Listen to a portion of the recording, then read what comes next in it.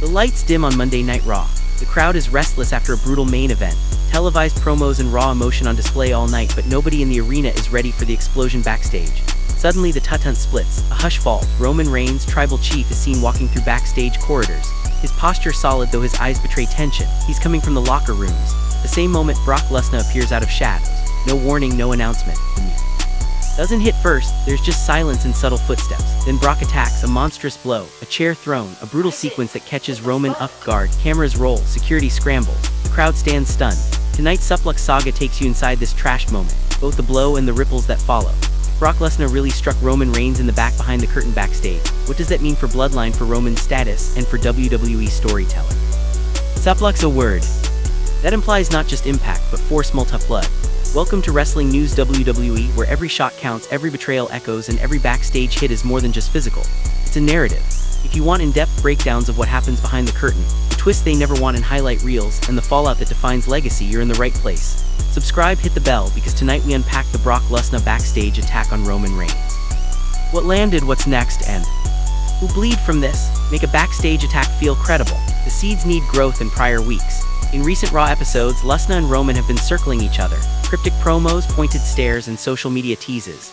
Reports from wrestling media hinted attention that Brock felt Roman's dominance overshadowed his own return momentum.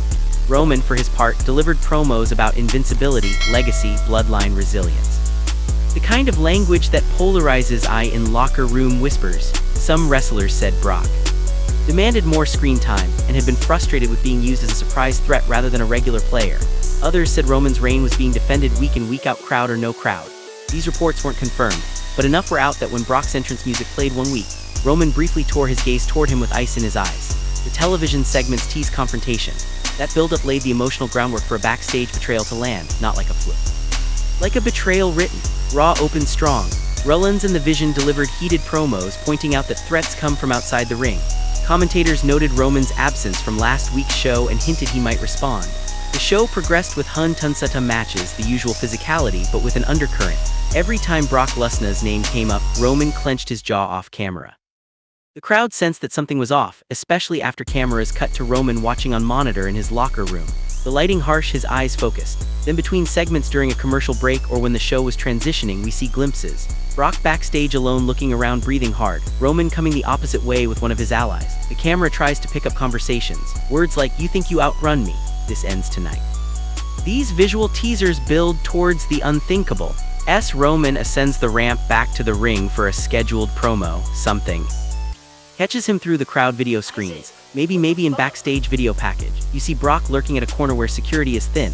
Roman steps through the stage curtain, microphone in hand, light flashes. Before Roman can say a word, Brock rears back and strikes him with a chair, followed by several vicious blows. One blow to the ribs, another to the head. All backstage where cameras are rolling but safety is compromised. Roman, surprised, staggers. Brock follows with his signature power. Strikes, shoulder tackles, perhaps a suplex on concrete or ringside steel props. Security and Vision members rush in, but Brock retreats, smirking, leaving Roman gasping, possibly bleeding, clutching his side or head. Fire alarm style chaos. Commentators scrambling, crowd erupting in shock. The sound design malevolent. Silence, then explosion. Back-in-house cameras capture the crowd's reaction. Shock, gasps, boast. Some fans leap to their feet, others cover mouths. The broadcast cuts to commercial, then returns with replays. In commentary, did you see that? That was a vicious backstage ambush. Cameras show Roman being helped to the ring, maybe escorted by medical staff. His music hits, but he doesn't enter, just limps to the apron, microphone trembling in hand, breathing heavy. He confronts Brock's image on the tut-tunt, screams a promise. This is not over. The crowd breaks into Roman. Roman chants. The emotional stakes are high. Commentary emphasizes damage, betrayal, consequences. Visuals replay the attack from multiple angles. Slow motion spotlighting Brock's face, Roman's reaction, the hurt. After the Raw event, backstage video shows Roman's condition being checked by medics, his ribs or side being pressed, maybe a bandage visible or shoulder wrap. Word leaks. Multiple outlets report that Roman has a possible rib fracture or internal bruise, maybe concussion symptoms if head was struck. WWE confirms he's being evaluated. Brock's alliance with the Vision gains darker undertones. Was this planned? Was it to weaken Roman ahead of a big match? Perhaps WrestlePalooza or other marquee event. Backstage, wrestlers are visibly upset. Friends of Roman offer support. Others whisper about this being an opportunity. Roman is shown being taken to the back through corridors, holding the wall, pain etched on face. Cameras catch his family or bloodline members reacting. Perhaps Jacob Futta, Jimmy Uso, Solo Sikoa, flinching, frowning. On other side, Brock sits in his locker room. Chest heaving, breathing measured, the Satisfaction of dominance, showing the contrast between those two rooms. Injury versus aggression is dramatic. Later in the show, despite his injury, Roman demands the mic. With assistants perhaps leaning on the ring apron or supported by an ally, he steps onto the stage. His voice is filled with fury and resolve. He addresses Brock Lesnar directly. "You attacked me when I wasn't looking. You used my trust. You thought backstage meant safe. You thought I'd stay down. You're wrong. I'm not leaving. This ring broken? I'm not leaving this ring defeated. Brock Lesnar, you're going to pay for every blow, every betrayal. And at WrestlePalooza under these lights, I'll make you remember why Roman Reigns is the tribal chief." The crowd roars, the visuals cut to Brock's expression on screen, Rollins looking smug, Roman's eyes bleeding, but unbowed, build the mythic confrontation to come. Seth Rollins and his faction complicate the narrative. Did they quietly facilitate Brock's backstage access? Did they misdirect security? In a segment, Rollins is shown backstage after the attack, maybe saying into his phone, "That's what we needed." The chuckle tightens. The Vision emerges as not just antagonists but conspirators. Rollins' promos before the attack are replayed, telling Brock that Roman is vulnerable, that the bloodline is crumbling, that WWE needs new leadership. In storyline logic, this attack validates Rollins' argument. Roman is not invincible, that he could be struck if blunted. Vision members Breaker read, others are shown in later segments reacting to the fallout. Some thrilled, others cautious. The idea of alliance with Brock Lesnar suddenly becomes more potent, strategic, and dangerous. The difference between a cheap ambush and an unforgettable moment lies in how it's filmed.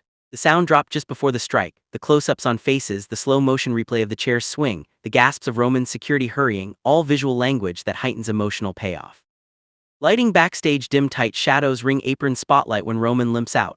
Music, ominous strings when Brock approaches, silence when attack lands, then Roman's theme, strained emotional crowd noise peaking then cutting to silence. These production choices make this kind of backstage attack feel real, dangerous, not staged. They validate the narrative weight. Roman is at a pivotal point. This attack, if booked carefully, can enrich his legacy. It makes vulnerability visible. It highlights that even tribal chiefs bleed. His recovery, his pursuit of vengeance, his speeches, his matches become more meaningful. Perhaps for the first time in a long run, his character doesn't just dominate, it suffers and transforms. This could lead to a long road back in storyline. Medically cleared matches, painful promos, a slow burn feud with Lesnar. Fans often respect these arcs when the physical damage matches the emotional weight. This was the SUPLEX SAGA breakdown of Brock Lesnar's backstage assault on Roman Reigns at WWE Raw. We analyzed how the attack landed, what it means for Roman physically and politically, and how WWE can use this incident for long-term storytelling instead of one-night shock. That if you like this deep dive, hit like, subscribe, and drop your thoughts. Do you think Roman can come back from this? Who wins when they finally collide? Will Vision or Bloodline betray or support?